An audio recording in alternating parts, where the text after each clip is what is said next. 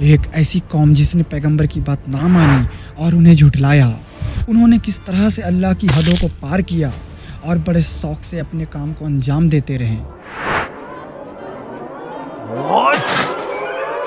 کیوں اس قوم کے لوگ اپنی بدکاری پر فخر کرتے؟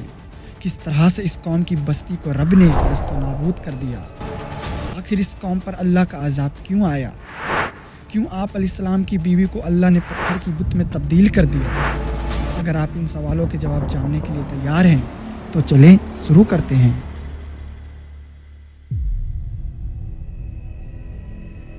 حضرت ابراہیم علیہ السلام لوط علیہ السلام کے چچا تھے۔ آپ کا والد کا نام ہاران تھا جو تاریخ یعنی آزر کے بیٹے تھے۔ آپ کی نشو و نما اور تربیت ابراہیم علیہ السلام کے گھر پہ ہوئی، چونکہ آپ کے والد بچپن میں فوت ہو گئے تھے۔ حضرت لوط اور ابراہیم جب فلسطین کی طرف ہجرت کر رہے تھے، اسی دوران ان پر اللہ کا حکم آ پہنچا کہ لوط کو سدوم کے لوگوں کے لیے نبی اور رسول کے طور پر چنا گیا ہے۔ سدوم جورڈن اور فلسطین کی سرحد پر واقع ترقی پذیر شہر تھا، جس میں بہت سے مسافر اور تاجر تجارت کے لیے آتے۔ سدوم کے لوگ شرک اور بت پرستی میں مبتلا تھے۔ اسی وقت کے دوران سب سے زیادہ مجرمانہ سرگرمیوں کے ساتھ سدوم بھی بدعنوان ترین شہر تھا۔ اس شہر کے لوگ راستے سے گزرنے والے مسافروں سے اکثر ان کا سامان لوٹ لیتے اور انہیں بے رحمی سے قتل کر دیتے۔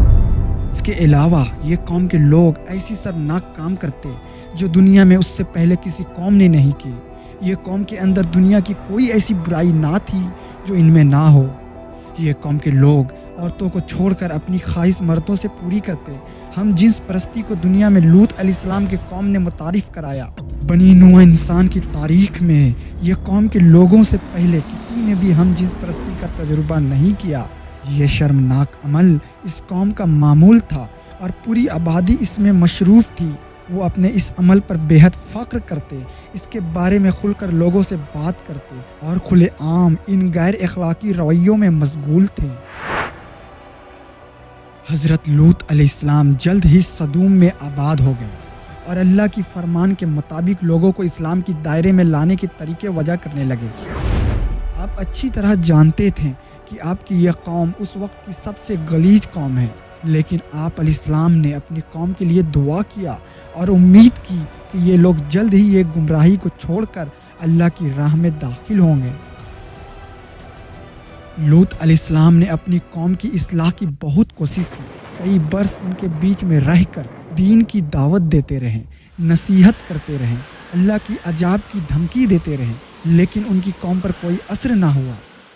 لوط علیہ السلام نے کہا، اے میری قوم، تم لوگ ایسی برائی اور بے حیائی کے کام کرتے ہو جو آج تک دنیا میں کسی نے نہ کیا۔ تم اپنی عورتوں کو چھوڑ کر مردوں کے پاس جاتے ہو۔ اگر تم اپنے اس برے کام سے باز نہ آئے تو مجھے ڈر ہے کہ ایک دن اللہ کا عذاب آ گھیرے۔ اس پر ان کی قوم کے جو دولت مند سردار تھے انہوں نے کہا، ہمیں نصیحت مت کرو، اگر تم نے نصیحت دینا بند نہ کیا تو ہم تمہیں شہر سے باہر نکال دیں گے۔ آپ کی نصیحتوں کا ان سرکش قوم پر کوئی اثر نہ ہوا تو آپ نے بارگاہ رب میں دعا کیا، اے میرے رب، میں نے اپنی قوم میں دن رات تبلیغ کی اور انہیں تیرے عذاب سے ڈرایا، لیکن وہ اپنی بدکاری میں اور آگے بڑھ گئے۔ اے میرے رب، اب یہ ایمان نہیں لانے والے، اب ان کا فیصلہ تو ہی کر دے۔ تو اللہ نے اس قوم کو نیست و نابود کرنے کا فیصلہ کر لیا۔ اس قوم کو عذاب دینے کے لیے 3 فرشتے بھیجے۔ تینوں فرشتے شام ہونے سے پہلے لوط علیہ السلام کے پاس خوبصورت نوجوان انسانی شکل میں مہمان کے طور پر پہنچے۔ آپ علیہ السلام کو اپنی قوم کے لوگوں کی حرکت کا پتہ تھا، اس لیے جب آپ نے اپنی خوبصورت نوجوان مہمان کو دیکھا تو غمگین ہو گئے اور دل ہی دل میں سوچنے لگے، آج کا دن بڑی مصیبت کا دن ہے۔